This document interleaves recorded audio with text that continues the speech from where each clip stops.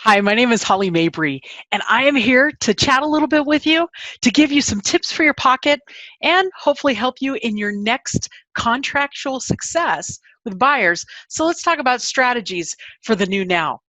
Definitely, we've seen a crazy few months with a lot of different things coming at us. So let's talk about what's changed. Really, we have had to dig into online and virtual connections like never before. Many people, they've actually had to do Zoom dinner parties or Zoom birthdays, Zoom happy hours, all of those things to enrich our lives. My nephews, they're taking karate online. I'm doing yoga online. Many people, a lot of kids, they're doing school online and getting tutoring. And you know what? That connection, that human touch is still there. It's just coming at us a little bit differently. So what does that mean for you and I in real estate? Well, quite frankly, the people that you work with, you may never get to meet in person until after you've written the offer. And that's kind of a reverse of where you and I have been, which is so crazy because for so long it was important. We got to know people. You got to have great conversation in your car as you were driving from one house to another. And that's completely changed. People are making decisions on who they're going to work with based on what they see online. People are getting to know you vicariously and socially based on how you show up across these mediums. Facebook, I'm looking at your photos. I'm going to see what you've been eating or drinking, your backyard, who you're friends with. Instagram, very much the same way. Are you out and enjoying? Are they selfies? What's going on there? Now, what's so interesting is LinkedIn, that is truly the professional's resume. People are going there to double check that you're legitimate. They want to see your professional accomplishments. They want to see industry awards, almost your resume, if you will. And then you get in over to Twitter. Twitter is just an online continuing conversation. Now, what's so interesting about Twitter is it's really easy to forward things that might be considered a little off color in some circles. So you want to make sure that you guard your story ferociously. Now, one of the greatest mediums we have is definitely YouTube. That is the coolest way we can share our story because people can get to see us. We're out in our natural area, which is so fantastic. This is the coolest way you can own your story. So these free mediums allow you and I to start to leverage who we are, what we believe, and how we work all in front of them, in front of our consumer today and tomorrow. And that's pretty epic. Now, the other part of this is people have also, in the last 6 weeks, 2 months, they've really gotten into online shopping. And as part of online shopping, they're going to websites like realtor.com. And they're not just looking at houses, they're looking at agents and they're looking at reviews. They want to see how to go. Were they easy to work with? Did they return phone calls? So your online reviews tell the story of who you are. It's important to own that story, use the reviews, and definitely continue to ask for them. When you've had a great experience with a client, don't you want to ask them for feedback? Why not shout it from the rooftops? That used to be easy. Maybe we put it as part of a buyer's book or something like that, but now it needs to be online, out front, and very, very personal. Many times our online connections feel more personal than some of the people that we may get to see every day because we share so much more openly online. So as you start to look at your buyer strategies, these are a couple of key things that I want you to think about. First is the rule of tell, then show. And what I mean by that is so oftentimes it was like show and tell. You get to bring in this really cool, maybe it's your latest Christmas gift or your birthday gift or a photo or something like that. But now it's the reverse. I've got to tell you what I can do for you, and then I get to show you. And it's so much more difficult to earn your confidence and respect in that reverse order. So these keys I invite you to consider and chew on. Web appeal is absolutely the new curb appeal, particularly when we're thinking about houses and what people look at. Quite frankly, if you don't catch my imagination in the first 5 photos, I'm out. I moved on to the next one. Swipe left. But in the first 5 photos, if you get me with the money shot, if you tell me the story that I got to know more, I'm clicking on the full link. That makes a huge difference. We see it in advertising all the time, whether it's going through your Facebook news feed or if it's in Amazon, anything along those lines. Well, now what we've seen over the last 6 weeks, 2 months, is being a good community member is rapidly the gold standard. We saw the backlash of so many corporations and big businesses who were perceived to be taking away from small business or people who really needed the PPP loans. It was a big deal, forcing several of those companies to give that money back.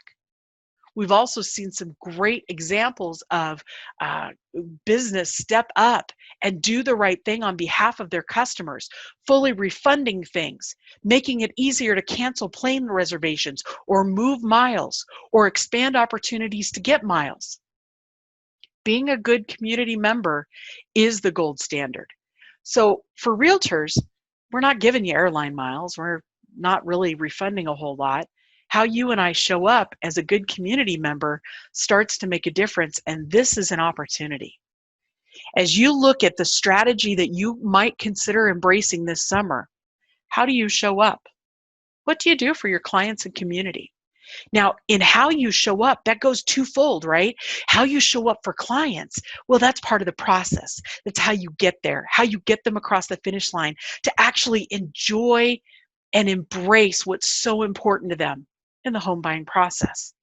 Now, in your community, it could be everywhere from how you volunteer, the different organizations you participate in, what you believe in, and quite frankly, that exudes every time you open up Facebook, every time you hit like on a tweet, every time you share an Instagram post or a photo. That's how you enrich your community. People make those connections. One of the hardest things you and I will do as we tell our story online is earn that moniker or that title of trusted guide to the process. And the only way we can do that is by showcasing and explaining the process. And this is where the rubber meets the road, but it's also the coolest opportunity that you and I get to have for right now. Because the process is in flux, it is changing. People are uncertain, and sometimes they're nervous. This is the time for you and I to rise. This is the greatest time we have to tell our story. And so, a couple of things I want you to think about as we jump in to the new, now, and next. How are you using technology? This is a great opportunity to tell people how you're using technology on their behalf to make life easier for them. When you always think of the with them, what's in it for them, it makes all the difference in the world. So adapt to their needs. How have you adapted? What does that look like for your business in the last 6 weeks? Talk about it. Talk about it openly. You can do it on a Facebook Live. You can do it as part of a video series. You can showcase it by pictures you take when you're out showing, but tell the full story. Not, hey, I was just out rocking some listings. No, man, tell me the story of why I should care. It's not about eating the sandwich. It's about what it makes everybody better because you had the sandwich. Those are the types of stories we want to hear about. That's what people are gravitating towards. One of the cool opportunities, again, tends to be the transaction flow works and how it's going today. People don't know, and if they bought a house in February, it's different now. And that opportunity for you and I to show up and give them that confidence makes all the difference in the world. Also, what's happening in your market? Local, local, local. Not just location, location, location. So what's happening in your market? What's driving people to make decisions? And then finally, how can they depend on you? What does it look like? How do you show up? It's not just about opening doors. You are so much more than that. So let's launch into what that might look like. Because this is the question I have for all of you. How are realtors like kangaroos? Neither can go backwards. And when you think about it, that's a pretty awesome ability to have. Kangaroos and realtors, we're always going forward. So as we go forward in our new, now, and next, Let's talk about couch to close. Couch to close is truly the opportunity that we've got. We've got people sitting on the couch right now that are looking at their kitchen that they've cooked in for the last 2 months, and they're like, this is not sufficient. They're looking at their storage space going, oh my goodness, this is ridiculous. I don't want to live like this anymore. Or their job has just told them that they can work from home indefinitely, and now they need a dedicated office space. The dining table, it's just not going to do. So our opportunity is start to spotlight changes. This is where I would start with, okay, what's happening in building trends? What are people demanding? What are the things that people are expecting? Then we're going to jump into showing the process and showing our service. That's how you get them from couch to close. So first and foremost, we're going to change a word, because words matter, right? And so many times we've used the old adage, the counseling session. And I love that about the Accredited Buyers Rep class. We talk about the counseling session over and over and over again. I want to change that mindset with you and talk about the strategy session. Because you know what? People will show up for a strategy session and they dig it. So as part of your strategy session in working with people, it's all about the why, the when, the how, and the what. So let's break it down. The why. Why are they moving? Why are they going to buy? What is so important to them about making this change? When? When do they got to have it done by? Now, some people, they're looking at school districts. They got to have it done by a certain date before school starts.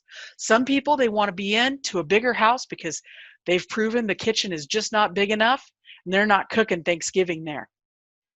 How? How are they going to get there? Do they need to sell? How are they going to pay for the house when they find it? All of those things. Do they need a loan? Are we refi? Are we waiting on Powerball? And finally, the what. What is so important to them that is driving and makes them feel complete when they walk through that front door? When they cross that threshold and they just go, ah. You and I have both seen it, right? We've totally seen it. When a buyer, it just washes over them like a warm water in a shower, and they're like, this is home. And so if you and I can distill it down to the why, when, how, and what, we can start to set people up for success. Now, these are some tips that I want you to start to really seize upon, because this is a game changer. The buyer broker agreement. Now, I know we've talked about it for years. It's been around for years, but this is the X factor now. Coming soon. Coming soon is in the MLS. No longer do buyers have to drive around first thing in the morning hoping that they might see that sign that is popped up in the middle of the night by ninjas saying coming soon. No, no, no. You and I have that access now. It'll be in the multiple listing.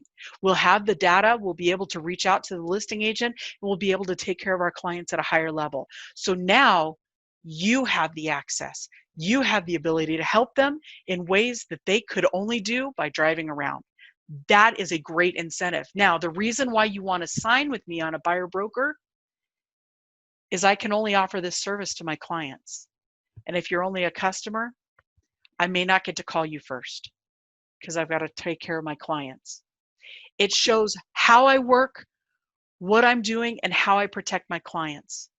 Then the other thing I would say is jump into open houses. Right now, they're not necessarily your friend. They are basically where listing agents go to find new buyers to sell them something. They're there representing the seller. And if you walk through that threshold, you don't have representation. So it becomes really important you and I have that conversation. Then also set up for them in success. How are showings handled today? What are seller expectations? What can you walk in with and what can you not walk in with? Should you be driving 2 cars? And every state's going to be slightly different as far as your regulation. Should you be wearing masks? Will sanitizer be provided? Because people are nervous. They're not sure if it's safe to go buy a house. And you and I have that great opportunity to provide that. We can showcase tools to help them feel good, to make better decisions. And if they're not willing to do it in person, then you and I can offer video conferencing options. We can show them how the technology can work for them. Now, what hasn't changed, and this is right out of the Accredited Buyers Rep class, please no food, definitely watch your kids, no pets, and absolutely no smoking. Those things, those are staples, but unfortunately, they do have to continue to be discussed. So set people up for success and have those conversations as part of your strategy session. Now, the building block of trust really boils down to this, and it's one of my favorite things to go back to, especially when I'm discussing the buyer broker. It looks like this, and many of us have heard it. It's your fiduciary duties in the form of this perfect acronym, OLDCAR. Obedience, loyalty, disclosure, confidentiality, which is quite frankly my favorite, accounting, and reasonable skill and care. Now, a couple of things I want you to think about. Obedience, I'm going to take a lawful instruction. Loyalty, I'm going to serve your needs above mine. And if you are my client, I will serve your needs above a customer. Disclosure, if I know, you know. Very simple in that respect. But confidentiality, let's come back to in a second. Accounting, it's not just how much is the house, how much are the taxes, what is the interest rate. It's also the affordability factor and the long-term cost of ownership. That's something that you and I provide because we discuss that in, hey, the roof maybe need to be replaced in 5 years. The HVAC is 18 years old. Those are all common factors that we want to be having conversations around. And then, of course, reasonable skill and care, that's how we protect you. That's going to be everything from, oh, I don't know, knowing the clauses and contingencies we need to protect, all of that. But let's jump back to confidentiality because this is where we win the client. This is a staple. It hasn't gone anywhere. But right now, people want safety. They want to know that you're in their corner. And this is how you show up. Confidentiality is more than, hey, I won't tell your secrets. It's more than, hey, I promise to keep your strategy and negotiation safe. This is the script that I use the most often, especially when I'm getting ready to move forward in the buyer broker. Until you have chosen your agent, please don't share anything that may be used against you in a negotiation.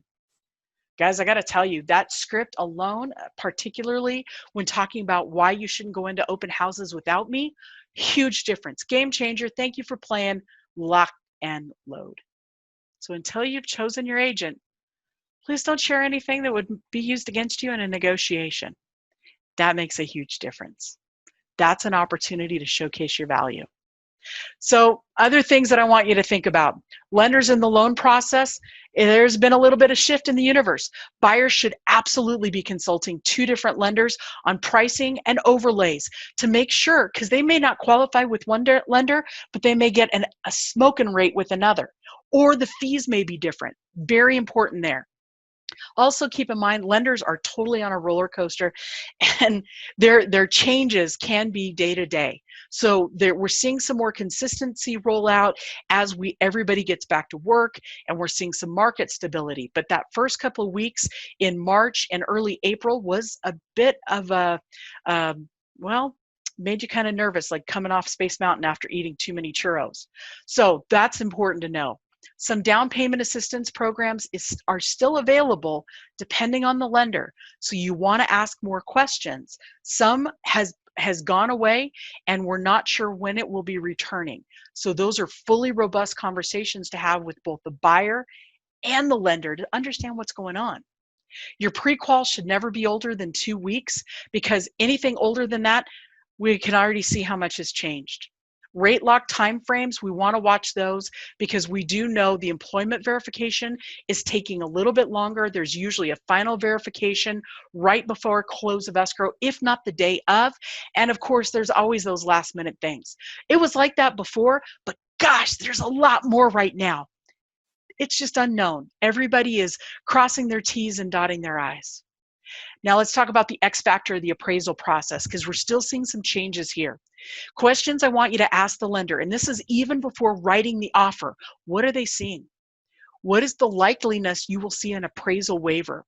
And in the what are they seeing, it's not just the appraisal waivers, but it's timeframes for desk review, and are we going to see desktop versus in-person appraisals? What's happening in the market? What are they seeing as far as out of their appraisal management companies? Because if it's an in-person, that means the appraiser is going into the house. But for the last few weeks, we've seen a lot of low appraisals because, doggone it, out of an abundance of caution, appraisers are not going into the home. We are seeing desktop appraisals become very commonplace. And so as a result, it's really critical. In the listing, we've got the best possible photos and detailed upgrades and improvement sheets.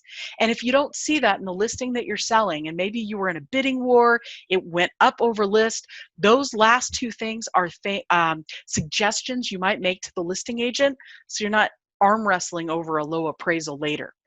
Especially that detailed upgrade and improvement sheet, put that in the MLS. It should probably already be part of the disclosure to the buyer anyway, but really critical to make good things happen.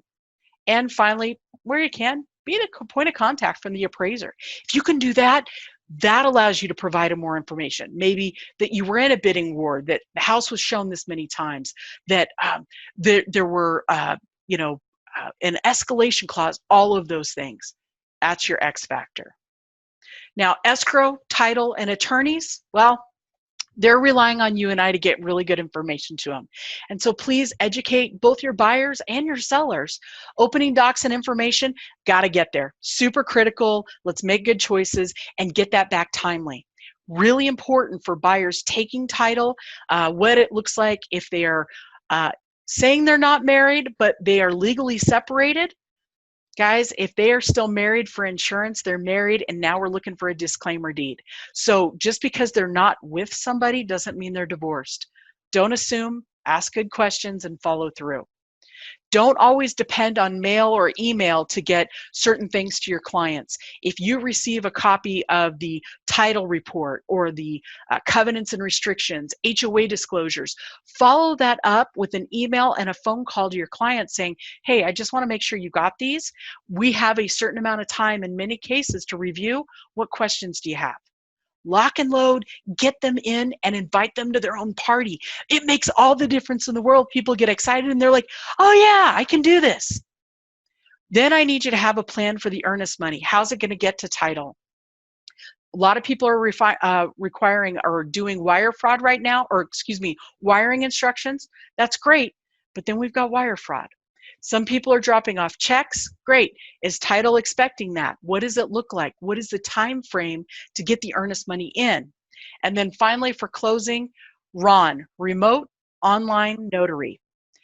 It's not in all 50 states yet. We're working on it. Right now, it's only approved in some states for cash transactions and owner carry transactions. Some of the big banks have not accepted it, or Freddie and Fannie have not quite embraced it yet, but we do anticipate that's coming, especially because of the last 2 months. Now, mobile notary, we're seeing a lot more of that. So gone are the days maybe of sitting around a big mahogany table and having that conversation, and that's really important for people to know. Wire fraud is up. So it's really, really important. Up 5 times over last year. You and I have to have the conversation. So better conversations early and often. Use the written disclosures from your broker or your association of realtors. Please make sure you've got a wire fraud disclosure at the bottom of your email signature line. Unfortunately, we're the low-hanging fruit. And a lot of the fraudsters, they're coming after you and I, tapping into our email and taking really good people's money that was going to their dream. So if you and I can, walk them through, give them good information, continuing to educate, and never assume just because somebody maybe has bought or sold 3 or 4 homes that they understand how devastating wire fraud can be. Don't assume, because the fraudsters always hit when they're watching your email and it becomes critical. Really important there. Now, I gave you one of my favorite scripts. Let me give you my second favorite script. It's home inspection time. We're going to inspect what we expect. And that's something I say to my clients over and over and over. So much so that they almost say it back to me. It's kind of a game. We have a lot of fun. We're going to inspect what we expect. If we expect the roof is sound, cool, let's inspect it. No big deal. So inspections, home inspection, and then, right? You're not just doing a home inspection anymore. We really need a more robust inspection list that you want to be talking to them about as far as your strategy session. Could be roof inspection, it could be HVAC, maybe it's radon, maybe it's mold, depending on what their hot buttons are. Maybe it's a pool inspection. If they want to make sure that it was working, they need to inspect what they expect. The couple of other strategies that I'd highly recommend right now that we're seeing work and making a huge difference are time frames to consider and getting estimates for a better negotiation. So if I come back and I've got dry rot, maybe I've got some loose shingles, maybe I've got some plumbing challenges, I'm going to get estimates on all of those and put that as part of my request for repairs. The reason being, everybody is squeezed right now. The opportunity for the seller to actually get somebody else out there may be slim and none. Usually their response times can be a little bit shorter than the initial inspection period. So that opportunity for the buyer to serve up to the seller, hey, we had our inspections, this is what we found, this is the legitimate contractor that's saying, this is what needs to be done and how much it's going to cost. Now you've really helped people like overcome a hurdle. Oh, it's not going to be that much. Oh, I don't have anybody to call. Now you do. It's a great strategy in negotiation that makes a huge difference. You remove a barrier to help get to yes. And so just think about it. Time frames to consider. Some of your average inspection periods, man, they're not very long, especially if you're counting calendar days around holidays or long weekends. So watch that. Timing for repairs to be completed is probably the biggest itchy, scratchy, hard thing right now. So making sure that you're working diligently with the seller and the listing agent to get people across the finish line and have those repairs completed prior to close. That is huge because the expectation of the buyer is, I asked for it, you said yes, it will be done. And when it's not and they have to close or closing's delayed, boo. Just saying. So what does contract to close really look like? And this is probably the coolest thing that you and I can do, because so many people, when they think about success, we've all seen this, right? Success, straight arrow, overnight. And really what you see, what it really looks like, that is the true real estate transaction. And so if you and I can lay out what the true real estate transaction looks like and how we get there, it's really like running a race, but you're in 3 lanes and they all have to cross the finish line at the same time. So if you break down acceptance to close of escrow, this is going to be the easiest. Let's break it down. So on one hand, I've got the escrow, title, and attorney. I'm going to open escrow, deposit earnest money, opening docs, preliminary title report or my abstracts, HOA disclosures, CC&Rs, lien payoffs, and prepare for release. And then maybe I get loan docs. Then maybe somebody goes in and signs. Okay, that feels easy. Whew, no big deal. Okay, but at the same time, I'm doing the pre-qual. I've got the loan estimate that has to go out by law within 3 days of contract acceptance and that given to the lender. I've got to have a commitment to move forward. I've got proof of funds. I've got to have intent to proceed. I've got to have the appraisal ordered and due. I've got underwriting. I've got the closing disclosure. I've got loan docs and verification of income. Holy cow, that's going side by side, lender. The title and escrow, that feels like a lot. But wait, there's more. The third lane, inspections. We get the seller disclosure statement. We've got the homeowner's insurance information. Schedule inspections, have the inspections, negotiate repairs, get a copy of completion of the repairs. We do our pre-closing walkthrough, and there might be other things that happen in there, maybe a storm, a tree blows down, all sorts of stuff. And all of that has to happen in the next 30 days. Who's by your side making that happen? Absolutely. This is one of my favorite things to show buyers and sellers, how I get them across the finish line. Couch to close, baby. This is what I'm doing.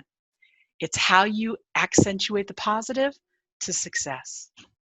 So a couple of things that are really important right now as you manage your transaction and you really start to take care of people at that higher level. The appraisal ordered and appraisal due. Those dates I want known and dialed in.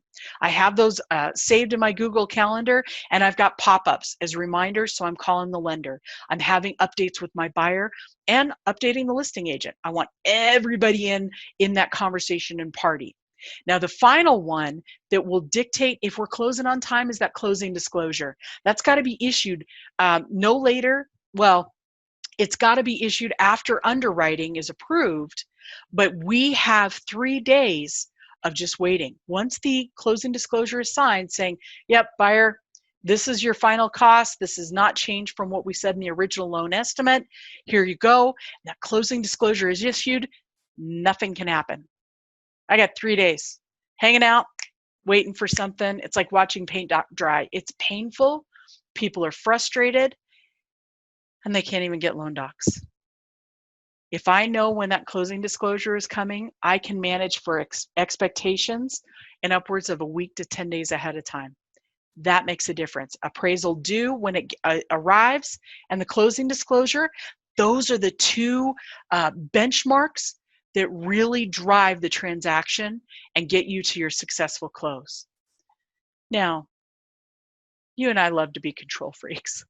We love to get people across the finish line. We love to have these conversations. We love to do lots of things, right? So let's talk about Plan B. Right now, crazy happens. Things beyond our wildest dreams happen. And you get to that moment where you go, oh no. Cool as the other side of the pillow. It's one of my favorite phrases from Stuart Scott at ESPN, right? Cool is the other side of the pillow. You got this. You know what can happen. So let's talk about it. Being prepared for Plan B.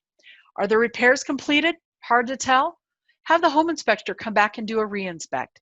That's a great way to prep your buyer if it's something crazy in the roof or in a crawl space, electrical or plumbing that you can't see just as a layman.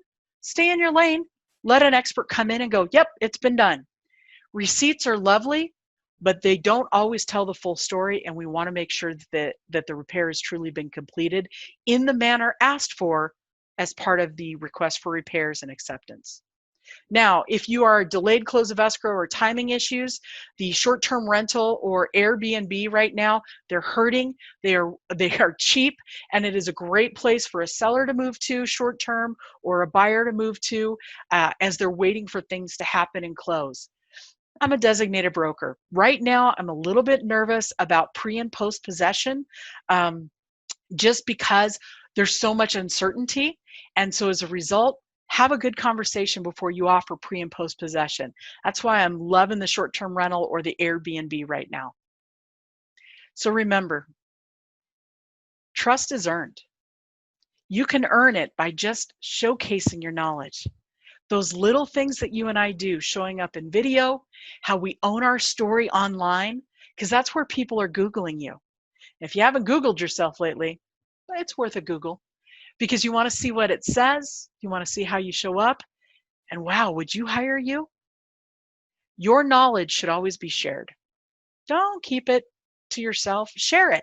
And that's where I love YouTube and breaking it down as to what's going on and the process of buying or selling. And really, those 4 types of videos that you could do, whether it's community introduction, keys to the process, it could be cocktail tips or market stats, and then also basically showcasing the area, showcasing properties. Those 4 types of videos help you share your knowledge and make you super relatable. If you show the way and you show people how it's done by those videos and owning your story, you make it all easier. And as you have those conversations, putting people first makes a huge difference. Because if you put people first in your business, that radiates throughout your business, it shows up in your reviews, and quite frankly, it's a whole lot easier to do this business. And finally, at the end of the day, ask for it. See, if you love the people you worked with, ask them if they have any friends or family just like them, because you had so much fun working with them. You'd love to work with people just like them. Always ask, always engage. One of my favorite quotes I heard this week was, "We are all a series of conversations." The opportunity is for you and I to keep talking. So keep talking, keep reaching out, keep showing your knowledge and sharing it. help people be better prepared, and take some of the fear out. It's going to make all the difference in the world. It's a new, it's a now, and we got next. I believe in you guys. Have a fantastic afternoon. Thanks for having me.